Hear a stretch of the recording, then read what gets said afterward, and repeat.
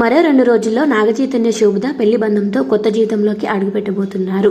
ఈ క్రమంలోనే వీరి పెళ్లికి సంబంధించిన ప్రతి ఒక్క విషయం సోషల్ మీడియాలో వైరల్ అవుతుంది. ఇకపోతే ఇటీవల ఒక ఇంటర్వ్యూలో పాల్గొన్న నాగచైతన్య శోభితతో పరిచయం ఎక్కడ ఏర్పడిందనే విషయాల గురించి, అలాగే శోభిత కుటుంబం గురించి ఎన్నో విషయాలను బయటపెట్టారు. అయితే శోభిత కూడా నాగచైతన్య ప్రేమలో పడటం గురించి ఆసక్తికరమైన విషయాలను వెల్లడించారు. శోభిత నాగచైతన్యతో ప్రేమలో ఎలా పడ్డారు ఏంటి అనే విషయాల గురించి ఈమె ఒక ఇంటర్వ్యూలో మాట్లాడారు. నాగచైతన్యతో మొదటిసారి ఓటీటీ షోలో పరిచయం ఏర్పడిందని తెలిపారు. అయితే ఆయనతో పరిచయం ఏర్పడిన తర్వాత నాగచైతన్య వ్యక్తిత్వం నాకు చాలా బాగా నచ్చింది. ఆయన చాలా కూల్గా, కామ్గా ఉంటారు. ఏ విషయానికి ఆవేశపడరు. ఎంతో మంచి మనస్తత్వం. చాలా సింపుల్గా ఉంటారు. ఎలాంటి ఆడంబరాలకు వెళ్ళరు.